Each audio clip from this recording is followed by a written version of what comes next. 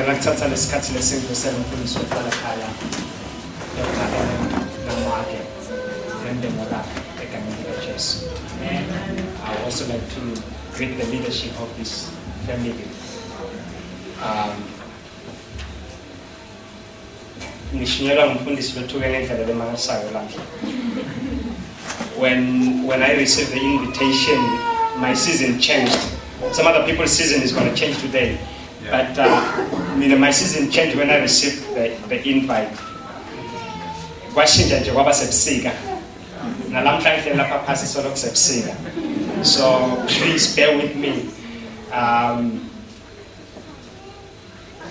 The measure of a church sibona ngesilinganiso sepulpit la le song. Not the plan, but the man of God that stands behind the pulpit. So to come here ngime pulpit in that okutela kusibesenza bazalwane. So please pray with me. Amen. Amen. Ngibonge libe ku babehlameni.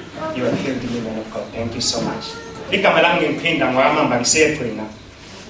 Noma sifana. Ngiphinda ngokamamba. 2007 I got to be admitted at the University of Swaziland. 2007 ngaba nelithuba lokungena enyuvesi. And that was a wonderful thing for me. I was the first one at home to get to university. And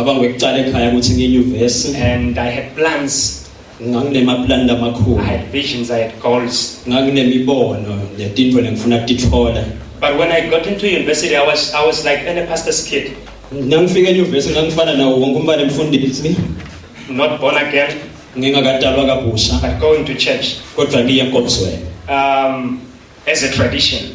I was living a life, sinful life, just like any other pastor's kid who has not received Jesus Christ. But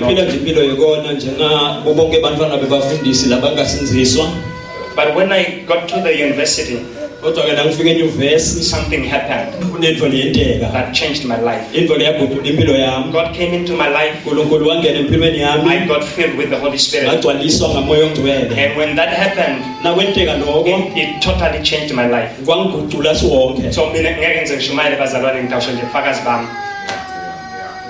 I won't preach, I'll just give my testimony. And then I'll give you just 7 things that led me to go to the missions. And that sustains me in the missions. I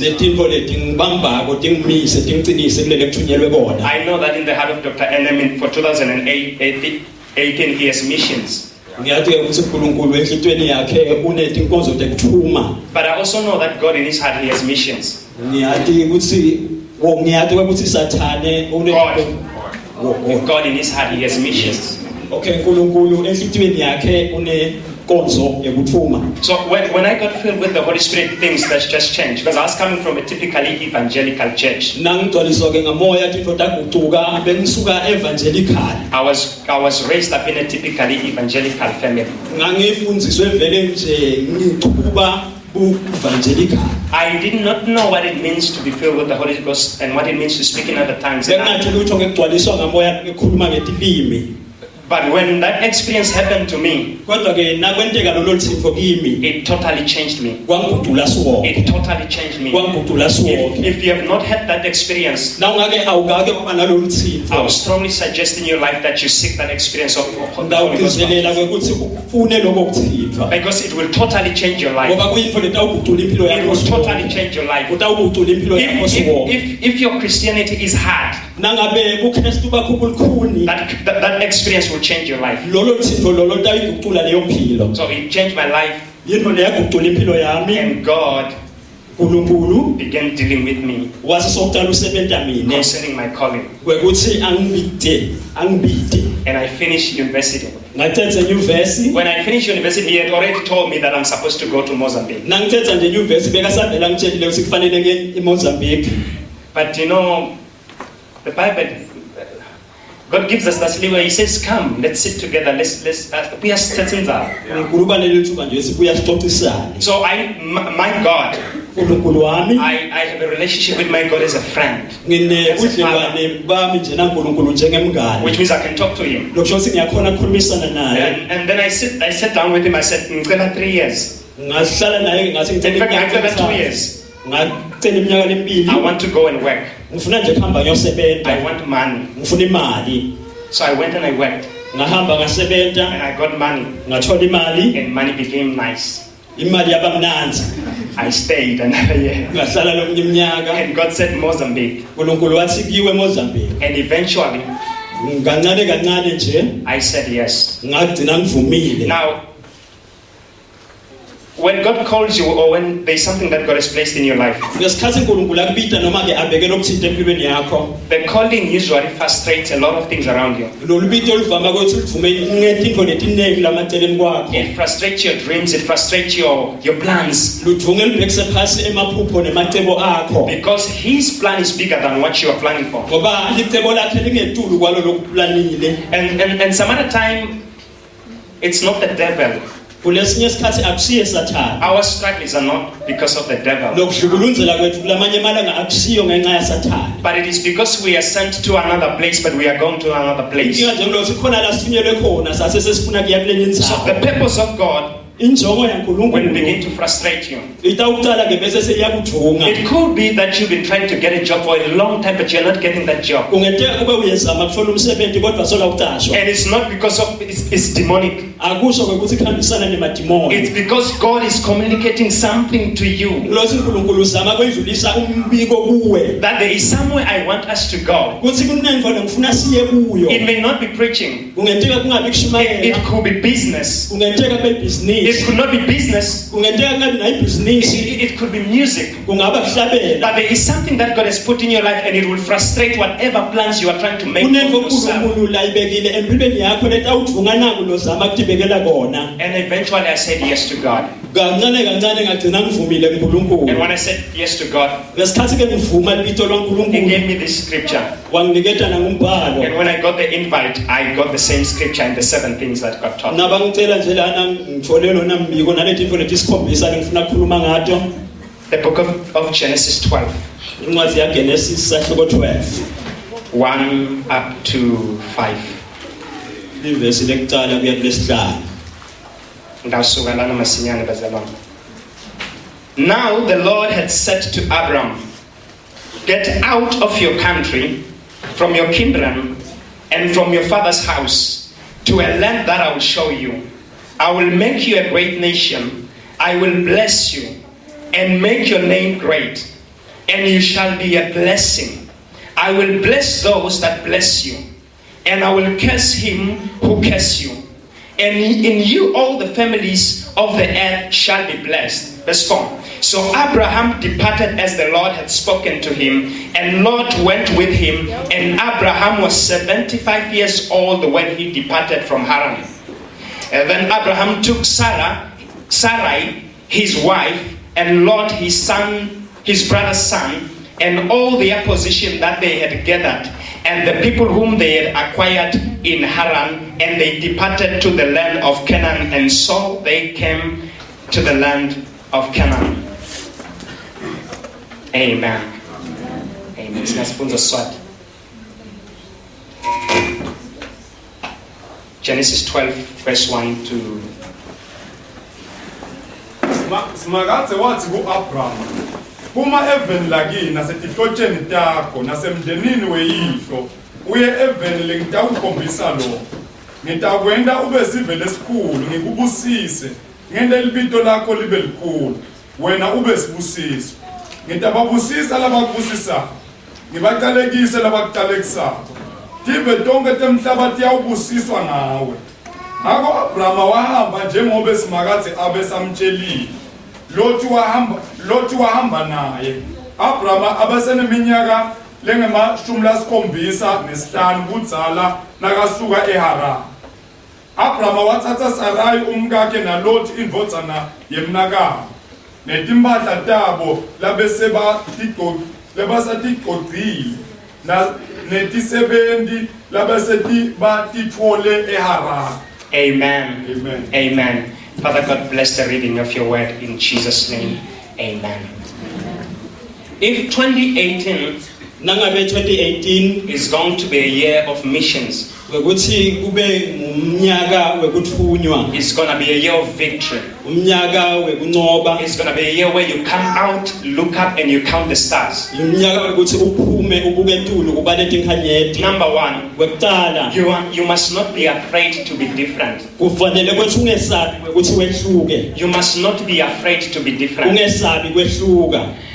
I have come to realize Ngifike ngacondza that the more you get closer to God, wekuthi ngalesikhathi usondzela kakhulu uNkulunkulu, the different you get from other people. kulesikhathi wehluka kakhulu kulalabanye The bantu. closer you get to your purpose, Ngalesikhathi usondzela kule njongo, the more different kungalesikhathi uya ngekwehluka. even your thinking Nalendlela lokucabanga ngayo becomes so much different iba nekwehluka than even your peers. kunalabonthanga yakho. Even your appetites, Naloku lokulangatela they become yakho to be so different kuqala bese sekuyehluka than your peers. kunabonthanga See, yakho. there are some things that you're struggling with. Kunetinto lokhangaza udlubulunzela kuto, Some of the things you're struggling with kuletinto lodlubulunzela is kuto because you are far away from your real self. ngulokuthi ukhashane kakhulu nawe mbamba. And your real self Lo wena mbamba is in the heart of God. ulakhathe enhlitiyweni The real yaNkulunkulu. you Wena mbamba is in the heart of God. usenhlitiyweni yaNkulunkulu. So if 2018 is going to be different, Nangabe ke 2018 atawehluka, if you are going to experience victory, nangabe utawuba nekunqoba, don't be afraid to be different. ungesabi kwekuthi utawehluka.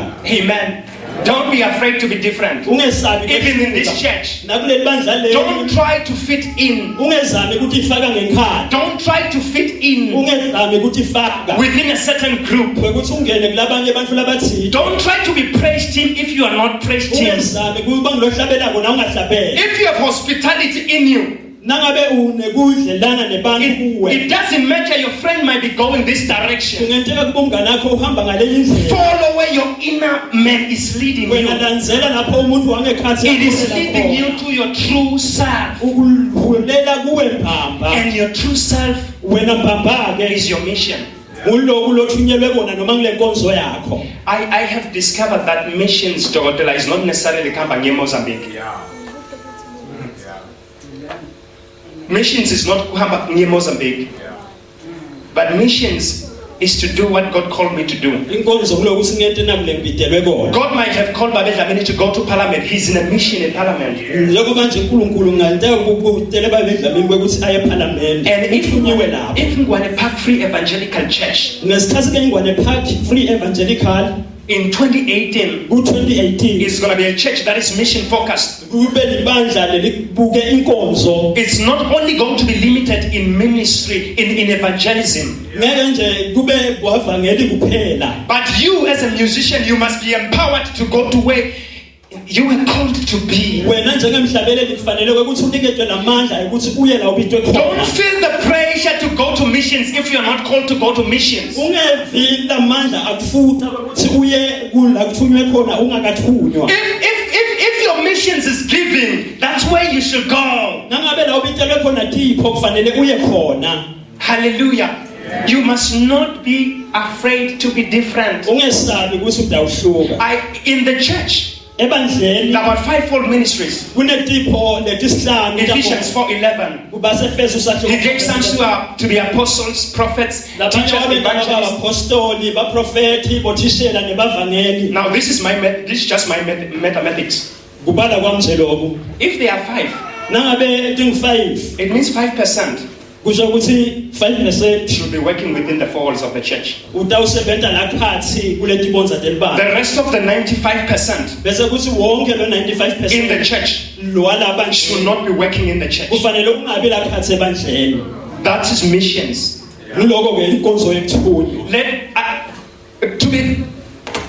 To be unique, it means we must not all try to be pastors. Kwehluka kusho ukuthi asingezami sonke kwekuthi sibe belusi. And as a church, Njengelibandla we must empower everyone where he belongs. kufanele ukuthi sifake amandla kuwo wonke umuntu la kufanele abitelwe khona.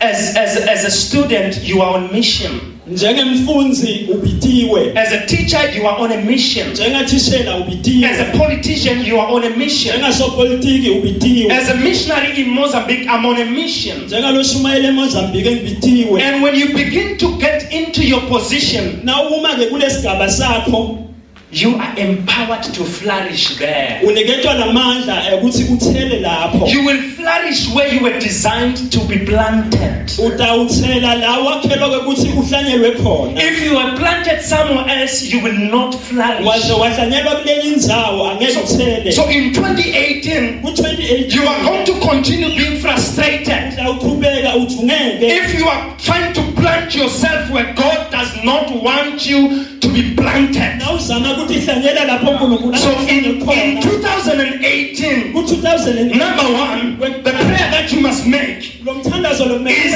God, show me who I am. uNkulunkulu ngitshengise ukuthi ngingubani. Show me where must I go. Ngitshengise ukuthi kufanele Within Free Evangelical Church, where do I belong? ngiwakuphi vele. Where do I work? Ngisebenza kuphi. What can I hold? Ngibamba kuphi. Because where you can hold, Ngoba la utawubamba khona. only you can hold. Utawubamba And wena. until you rise up, Ungasuka. there is no one else that can hold you back. Kunye longabamba lapho. Hallelujah. In 2018, number one, you must not be afraid to be different. Ungesabi ngokuthi utawuhluka. Just step out. You see, Phuma. if you are going to shine, Nangabe you utawuthakata. need to stand out. Kufanele ukuthi uvele ugame. If you're going to shine, Nangabe you see, utawuthakata. if you take light, Nawuthatha kukhanya. you put it among many light. Ukufaka emkhathini wekukhanya lomnene. That light is insignificant. Alibonakali lokhanya. But if you take that same light Nawuthatha lelo lama. and you go to darkness with it, Uhamba nalo uye now kumnyama. all the attention Konke ke is now coming to that light. Ubese kubheka kulelo lampu. What am I trying to say? Yini ngizama ngisho. Stop kugama esondweni. Stop for looking for pulpit esondweni. I am a son of Apostle Kasaro, Ngindodana kaApostle Kasaro. but I knew Kodwa ke ngavele ngathi. I don't fit. Ngathi ukuthi angingeni nje lapha. My church, my pulpit Ipulpit yami is not within the church. ayikho la khathe And I bandleni. didn't fight for it. Angizange I ngilwele. knew Ngathi I was called for Mozambique. ukuthi ngidele What am I Mozambique. trying to say? Yini ngizama ngisho. Stop fighting for positions in church. Ungaleli tigaba ebandleni. You take your light Thatha lokukhanya kwakho. that Dr. NM gives you every Sunday. Umfundisi la niketa wonke. Take it to the workplace. Uhambe uye naye Take it emsebenzini. to your community. Uhamba uye emangweni. And when you come Sunday, Nawufika lisonto. come with harvest. Ute nesivuno. That is missions. Kuloko kuthunywa. That is missions. Kuloko kuthunywa. Number two. Wesibili, Number two. Have a vision. bani nembono. Have a vision. Bani nembono. What is a vision? Yini umbono? It's a clear picture of where you are going. Sithombe sala uya khona. It's a clear picture of where you're going. Sithombe lesibonakala mbamba ukuthi uyaphi. If 2018 is going to be different for you, Nangabe 2018 atawuhluka kuwe, you need to have a clear picture of 2018. kufanele ukuqala ube nesithombe mcondo lesidamako ngalo 2018. What the benefit that we have as children of God, Lokhu lesikuvunako njengebantwana the bakaNkulunkulu. benefit, Lokhu lesikutholako. the advantage yethu sibantwana bakaNkulunkulu, we have the Holy Spirit. Sineke advantage yethu ukuthi sinamoya He ongcwele. will teach us all things. Losifundisa konke. We are not supposed to be caught by surprise in 2018. Akufanele nje bese sesiyamangala njengabantu bonke 2018. As you are getting to 2018, you're supposed to have a vision already for 2018. If you don't Usangena have it, 2018 kufanele ube nesithombe mcondo salo 2018. I believe that the number one work of the Holy Spirit, Ngiyakholelwa ukuthi umsebenzi wekuqala wamoya lwengcwele. other than the gifts, the empowering, the tongues and all that we do in church. Ngaphandle kwalethipho letilimi nako konke lokukhona. Joel said, when the Holy Spirit comes, when he's poured out on all flesh, Uthi Joel ngesikhathi moya yathulelwa kuyo yonke inyama. he said you will see visions. Uthi nitawubona imibono. What he was saying, he was not saying you will see angels, Akasho ukuthi nitawubona tingilosi. even though that is included. Noko naloko kubaliwe la. But he was saying the Holy Spirit Kodwa bekathi moya moyo will ngcwele give you a clear picture of where you are going. utaniketa sithombe mcondo nesikhanyako ukuthi niyaphi. He was actually saying the Holy Spirit Bekathi kahle kahle moyo ngcwele is gonna cause you to see as God sees. utanenta nibone ngalendlela uNkulunkulu labona So ngayo. in 2018, Ku-2018 you must have a vision from the Holy Spirit. kufanele ukuthi ube You nembono must see with the eyes of God. Kufanele ubone You ngamehlo must see as kaNkulunkulu. God sees. ubone ngalendlela uNkulunkulu labona ngayo. And in 2018, Ku-2018 your vision umbono wakho must be bigger than your today. kufanele ube mkhulu kuneli namuhla. What made me to live? Lokwangenza ukuthi ngihambe Isikhathi sami sesiphelele bazalwane. 2 minutes. What made me leave my job lokwangenza ngashiya umsebenzi was not because I was brave. akusiko ukuthi benginesibindi. What made me leave my job Lokwangenza ngashiya umsebenzi was because God ngiloko ukuthi uNkulunkulu opened my eyes. wavula I amehlo saw ami where I was going. ngabona And where I was going is bigger than where I am today. kukhulu kunale bengikhona khona So where I'm going, it's pulling me. la ngiya khona ngiloko kungibitako. I'm going to Mozambique because I've already seen a better Mozambique than what it is today. ngiya nje eMozambique ngilokhu ngibona eMozambique lengcono kunale ngiyiko. That what wakes me up every morning. ngiloko lokungivusako It is the Mozambique I have seen. kunoMozambique lengimbonile umbono What will sustain you through pain into letakwenda ukuthi ume ebuhlungwini is what you have seen. ngiloko Number kwesithathu. 3, the gain, Lomdlalo the glory, lengatimulo the gain, the zuzo lenzuzo must be bigger kufanele ibe inkulu than the loss. kunalo lokutakulahlekelwa. In 2018, ku-2018 and as you are going to missions, usahamba uthunyiwe what as a church you are going to gain from what you're going to do this lole year? nto akuzuza njengelibandla kulele sitawukwenta kulo mnyaka As a person, njengemuntfu it must be bigger kufanele ukuthi kube khulu than what is going to cost you. kunanako lokutakulahlekelwa. Because I can promise you there's going to be pain. Angikuthembise ukuthi abakhona buhlungu There's something that you're going to lose. kunetinto lekutakulahlekelwa But can you see first what you're going to gain? kodwa ke cala ubone lotakuzuza. There is pain almost on a daily basis in Mozambique. eMozambique kunebuhlungu cishe onke malanga. The first year I was in Mozambique, umnyaka lokuqala ngiseMozambique I lived on a house that doesn't have windows. ngahlala endlini labethe amafasitelo. And the mosquitoes of Mozambique, they are not friendly. Momaskito baseMozambique okabadlali nemuntu. I was with Gina Dokotela at Big Ben. In Big Ben. Esipofaneni. And bebakhala ngemindozolo. Angambathi ngisho lembatho. Lemindozolo ifriendly lemindozolo. Mozambican mosquitoes are not friendly. Amen. But the pain, no matter how much pain it can cost me, akunandzaba ukuthi kunganani. God has already ruined me inside. uNkulunkulu uzovele ungakhile ngephansi. There is a vision, there's a picture. Kunembono kunesithombe. It will give you patience. Utakunika kubeketela. Even when you are in business, Na usebhizinisi you can fail and fail and fail and fail. But when that vision is clear, kodwa ke nangabe lo mbono you ukhanya will stay there until it happens. utawuhlala lapho kuze kwenteke. So 2018, 2018 God showed me the vision. uNkulunkulu ngitshengisa umbono. Number 2, because let me tell you something. Zange ngitshele nabo. God is not a greedy God. uNkulunkulu akasiye uNkulunkulu losidli. Number 2, God is not a stingy God. Akasiye futhi uNkulunkulu lo wemanabo. And God is not a God who does something to disadvantage you. Akanteke futhi akwentele phasi. When he says leave this, Nakathi shiya lo. it's because by his omnipotent, Ngilokho ukuthi omniscient, ngalobu ukhulu bakhe nekwathi kwakhe konke. uyazi ukuthi la akuthatha khona kukhulu kunala ukhona khona. But in most cases sibamba titsenzi.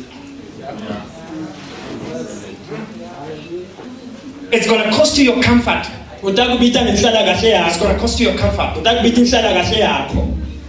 The gain and the glory and the future Lenzuzo must be bigger, nalengatimulo must be bigger than today. kufanele ibe inkulu kunenamuhla. Number 4. Wesine In 2018, ku-2018 if you're going to live a victorious life, na utawuphila impilo yenqoba go to missions and be successful, uye la uthunywe khona umelele. you need to walk by faith. Kufanele uhambe ngekholwa. You need to walk by faith. Kufanele uhambe ngekholwa. That is one risky business. lapho nje vele kuhlala kunezinto letingalahleka It's not guaranteed, kuthi guarantee but it's guaranteed. kodwa ikhona. Amen. Amen. Faith Ukholwa says, kuthi move hamba first. cala God uNkulunkulu will provide. utakunikeza. Faith says, Kukholwa ukuthi uNkulunkulu will meet you at utakuhlangabeza the point la of your need. esidingweni As sakho. long as you are where you are, Nawe la ukhona you will khona not see the manifestation. angeke uzukubone kwenteka. And if you're going to go and live a life of missions, Nangabe utawuhamba ke uphila impilo yethunywa you have to walk by faith. kufanele uhambe There is ngekholwa. nothing guaranteed. Kude lesingathi kuyigaranti. There is nothing guaranteed what you're going to eat tomorrow. Kodwa kuthi guarantee ukuthi utawudla kusasa. But when that need arises, the provision will be there. Nakuvela lesidingo nalokuveta kutaba khona. And the provision will be bigger than what you can provide for yourself. Lo kutawuvetwa kutaba kukhulu nakakhulu kunalolo tizamela kona. Amen. You don't wait to see first Ungameli ukuthi ubone kuqala before you act. bese soyenta. Don't evangelize to somebody and when he's not responding, you lose. Ungavangeli You give umuntu up. na umbona ngaphendvuki bese soyayekela. You know I have evangelized to him. I've sown the seed. He's coming. Uyathi wena kwekuthi ngihlanyele And it's going to come. ude. You have to walk by faith. Kumele uhambe You ngekholwa. have to walk by faith. Kumele uhambe ngekholwa. Number 5. Wesihlanu This is what has helped me. And this has been my principle. Number 5.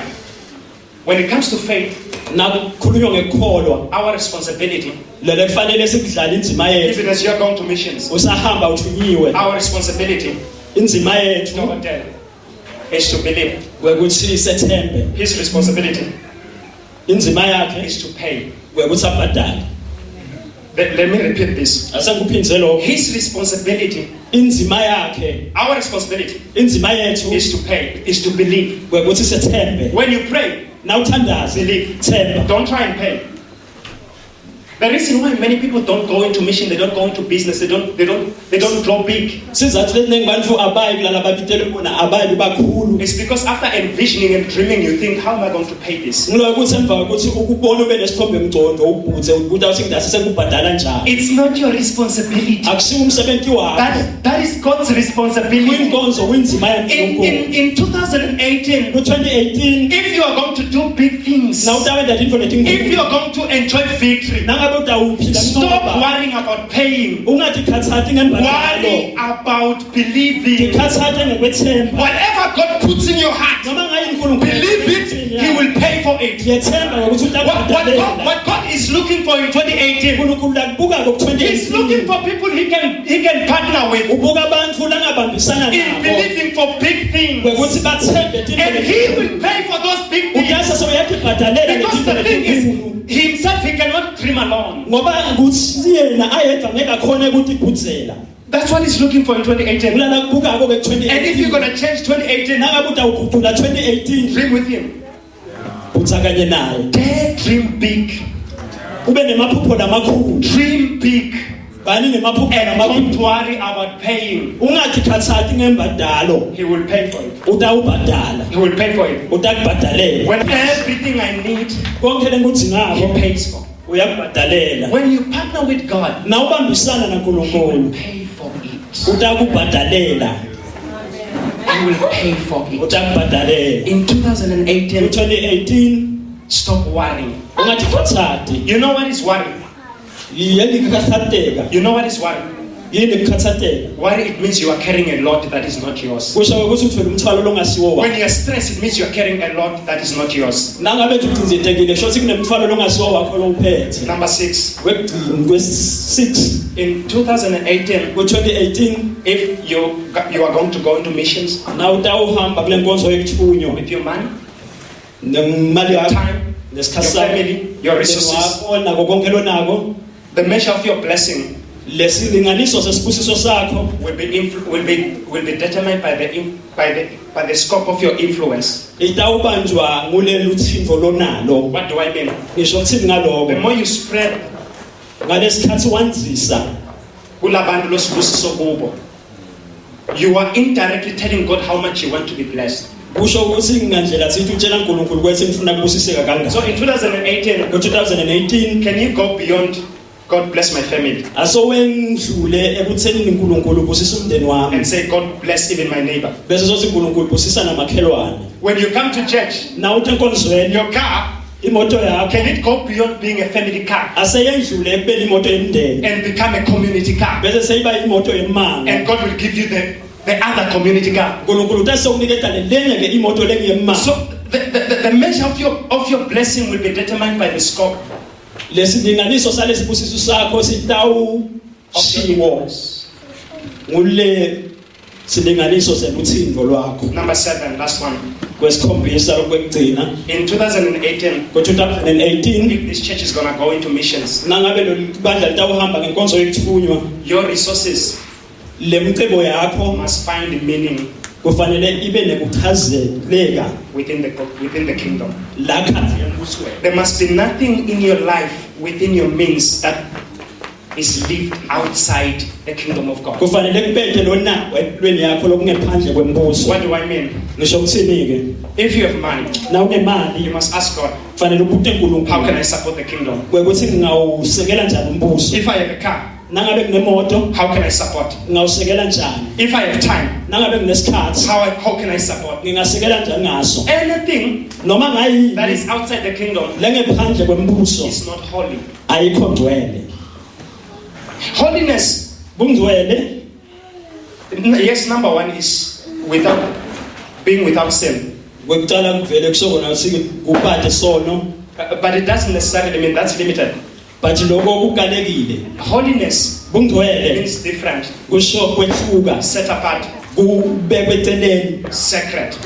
lokuhloniphekile. So if your money is outside the kingdom, Nangabe imali yakho ingephandle kwembuso it is not holy. ayikho It is ngcwele. the kingdom that makes your money holy. Ngulombuso longcwelisa le It is your mali. kingdom that makes your car holy. Ngulombuso longcwelisa So le moto. everything that you have Noma ngayini lonayo must make sense kufanele ukuthi ibe nemicondvo within the kingdom. la khathi embusweni. Amen. I have finished.